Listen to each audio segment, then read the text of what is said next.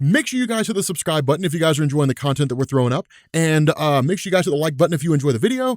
And yeah, let's begin. Okay, so picking up with Heroes in Crisis Part 4, God, we're kind of behind. We need to get caught up. Like, I let everybody in the comic book YouTube scene get ahead of me.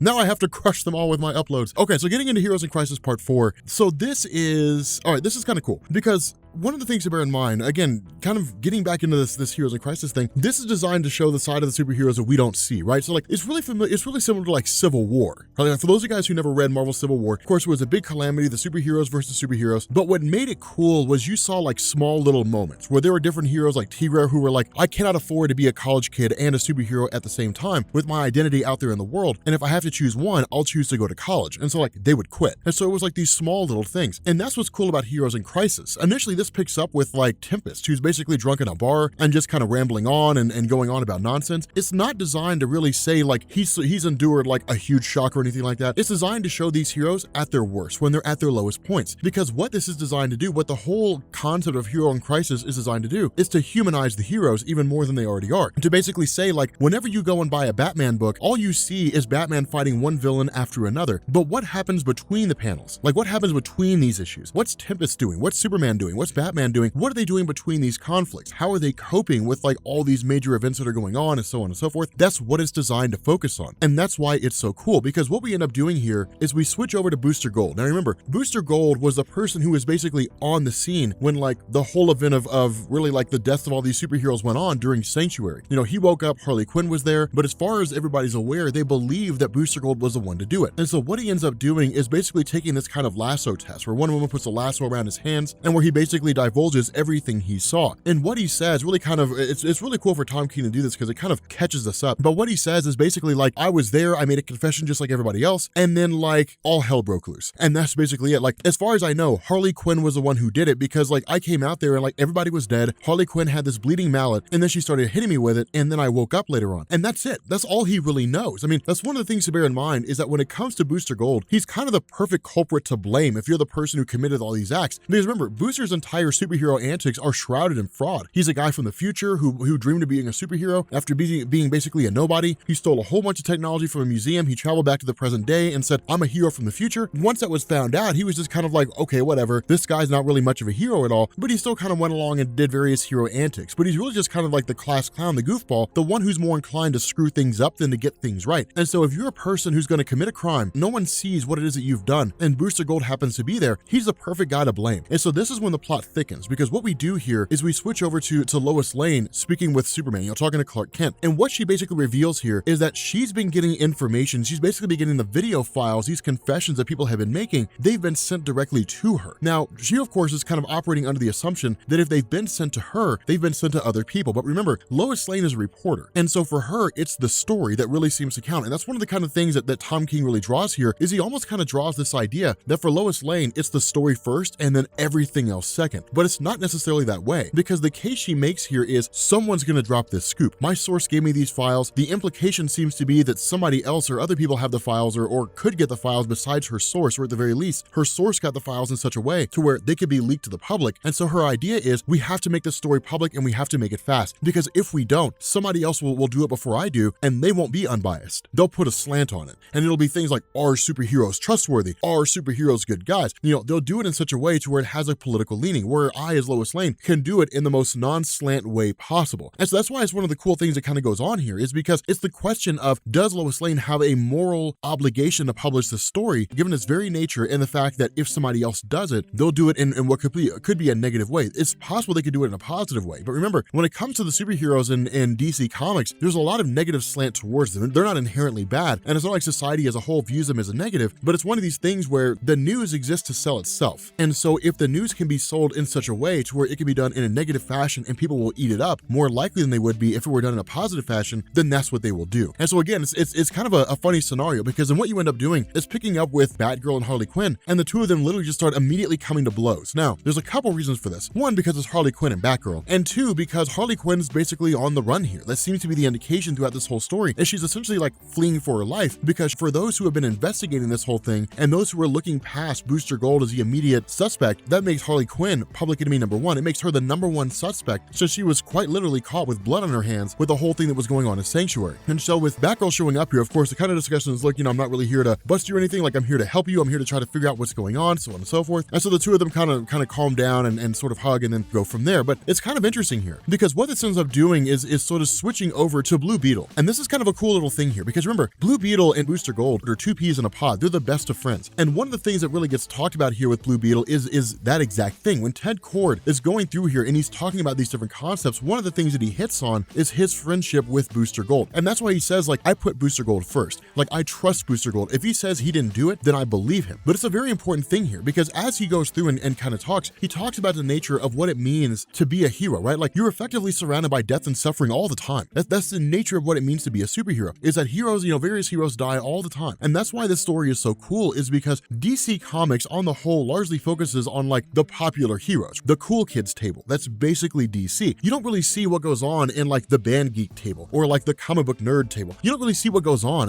those little tables over there. But we're kind of left to assume that they're heroes, they do things, and some stuff happens and they sort of go about their business and they go to bed and all that kind of good stuff. But you don't really hear their story. You don't see which one of them die. You don't see which one of them lose friends. You never really learn about that. With Blue Beetle here, he's kind of like, that happens all the time. Like in that table over there, they've lost 4 or 5 guys in the last 3 weeks. You look at that table over there, well, they've lost 10 guys in the last year, but you never hear that story. But when he says he's a superhero, he's sitting at the tables just like everybody else, surrounded by all these different tables of all these different heroes. Some come and some go, and it's just the nature of the beast. And it's kind of like, how do you get past that? How do you learn to cope with it? And the response he gives is, it's just the way it goes. It's just the nature of the beast, how this whole thing happens. And so that's why he says, when things get hard and things get tough, Booster Gold is the one that he goes to. And that's why it's kind of cool, because for all the benefit that Cord Industries does in terms of providing a kind of financial back end to the building of Sanctuary, to a lot of the different things that go on, at the end of the day, Booster Gold and really Blue Beetle are still kind of considered to be outliers. They're heroes, but they're not really heroes. You know what I mean? Like, they're not really part of the Justice League. Like, they're there, but when people say, oh my God, we got to get a hold of the Justice League, nobody thinks of Blue Beetle. Nobody thinks of Booster Gold. They're just kind of heroes who were there, and like, they serve a purpose occasionally. Even in the real world, reading comic books, it's kind of an on-running joke. The most significant moment in Ted Cord's life was getting shot in the head. Like, I mean, it's just one of those things that you kind of get when it comes to comics, is they're just sort of the guys who were down there. And so that's why things get sort of crazy, is because what happens here is we basically pick up with Superman when he's speaking directly with Batman and Wonder Woman. Now remember, they're the ones who made Sanctuary, right? Like, Sanctuary uses the technology of Superman in terms of, the available technologies and the Fortress of Solitude that can create like holograms, illusions, different things like that. So it uses that technology with regards to creating like holograms and so on, coping mechanisms, different things like that. It uses the ingenuity and the money of Batman in terms of how to pull it all together. And of course, it's all based on the empathy of Wonder Woman and her ability to like understand other people's pain. So between the Trinity, they effectively built Sanctuary. And so it makes sense that with things popping off, the three of them are talking. But Superman shows up here and says, look, there's something that I have to make you guys aware of. And when the question is what, the response is, Lois Lane is going to go live with the story about Sanctuary. She has all the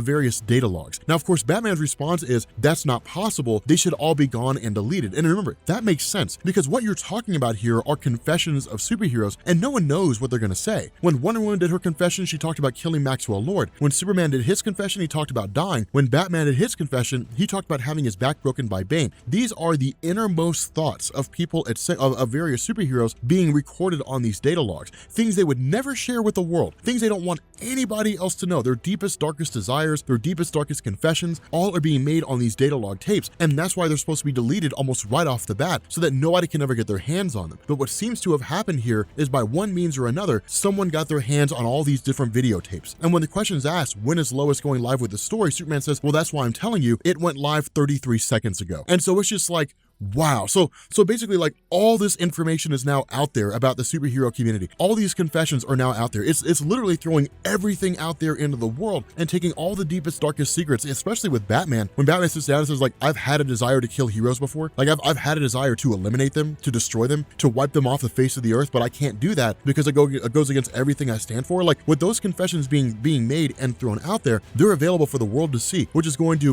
fundamentally change how the world views superheroes. But with that being said, guys, we're going to bring this video to an end. If you are new here to Comics Explained, make sure you guys hit the sub button to become part of the Rob Corps. If you guys enjoyed this video, make sure you drop a like, and I will catch you all later. Peace.